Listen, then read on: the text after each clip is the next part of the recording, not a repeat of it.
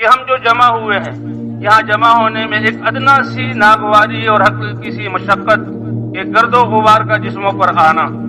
چلنے پھرنے کی وجہ سے جسم پر غبار پڑ رہا ہے، اور پھر فضاؤں میں ہمارے غبار ہے، یہاں آسمان تلے بیٹھنے کی وجہ سے جسموں پر غبار پڑ رہا ہے۔ یہ ہلکی سی اس راستے کی ناگواری ہے۔ اس ناگواری کا انعام جو حدیث پاک میں اللہ کے رسول نے فرمایا کہ جو اس مقصد کے لیے ہم اللہ کے راستے میں آئے ہیں اور یہ وقت فارغ کر اس میدان میں بیٹھے ہیں، ساری انسانیت کے لیے ہم اللہ کی طرف سے ہدایت کے طالب ہیں، اس کے لیے بیٹھے ہوئے ہیں کہ اللہ کے راستے کی غبار جس جسم پر پڑ جائے تو اللہ تعالیٰ جہنم کی آگ تو بہت دور کی بات ہے، وہ تو درکنار، اللہ جہنم کا دھواں بھی ایسے لوگوں پر حرام فرما دیتے ہیں۔ یہ ہلکی سی ناگواری کا سبب۔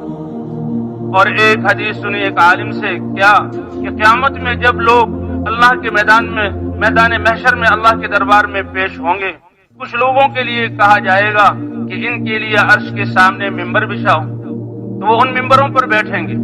تو وہ دیکھیں گے کہ ان کے اور جنت کے درمیان جو ان کے اور اللہ کے عرش کے بیچ میں مشک کے ٹیلے ہیں، اور کچھ دیر بعد اللہ کے عرش کی طرف سے ایک ہوا چلے گی، وہ ان مشک کے ٹیلوں سے ان مشک کو اڑائے گی اور ان کے جسموں پر بکھیرے گی۔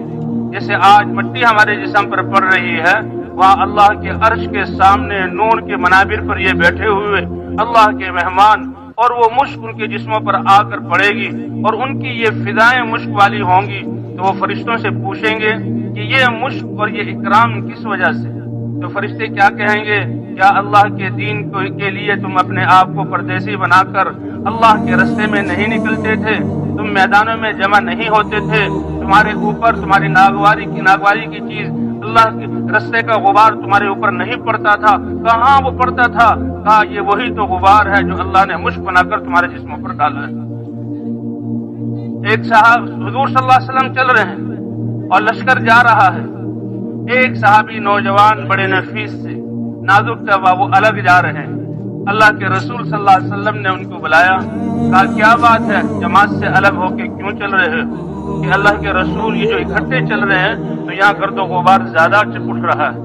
اور میں اسے ناپسند کرتا ہوں۔ اللہ کے رسول نے فرمایا فلا تعتزلہ، اس گرد و غبار سے تم اپنے آپ کو الگ نہ کرو، اور دلیل بھی دی کہ دنیا میں تو تمہیں یہ گرد و غبار کی صورت میں نظر آ رہا ہے، انہا لذریرۃ لک فی الجنہ، جنت میں تو یہ مشک بنا کر تمہارے اوپر ڈالا جائے گا۔ تو بھئی یہ نسبت بہت اونچی ہے، اللہ کی نسبت پر ہم جمع ہو گئے۔ اے اللہ تو نے ہمیں کیوں پیدا کیا اور کس مقصد کے لیے ہے اللہ تو نے حضرت محمد صلی اللہ علیہ وسلم کی امت میں بنایا؟ وما خلقت الجن والانس الا لیعبدون،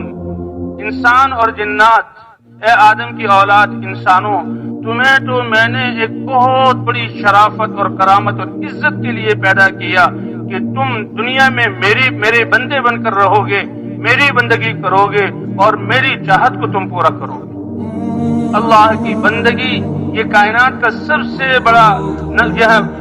بڑا منصب اور سب سے بڑی عزت والی چیز ہے جو اللہ نے انسانوں کو عطا فرمائی۔ وما خلقت الجن والانس الا لیعبدون، یہ دنیا اور اس میں جو کچھ ہے یہ خواہشات کے پوری ہونے کی جگہ نہیں ہے۔ وہ تو اللہ کے رسول صلی اللہ علیہ وسلم فرماتے ہیں کہ یہ دنیا پوری ایک انسان کو دے دی جائے، بلکہ ایک روایت میں کہ ایک وادی پہاڑوں کے بیچ کی جگہ اس کو سونے سے بھر دیا جائے، پہاڑوں ایک پیالے کی طرح جگہ ہے، پہاڑوں تک سونا بھر دیا جائے، ایک انسان کو دیا جائے تو بھی اس سے اس کا پیٹ نہیں بھرے گا، وہ تمنا کرے گا کہ دوسری بار جہاں وادی بھی مجھے سونے سے بھر کر مل جائے اور یہ دنیا بھی مل جائے تو اس کی خواہشات پوری نہیں ہوں گی۔ یہ جائے کہ 7 ارب انسان اگر وہ خواہشات کی لائن پر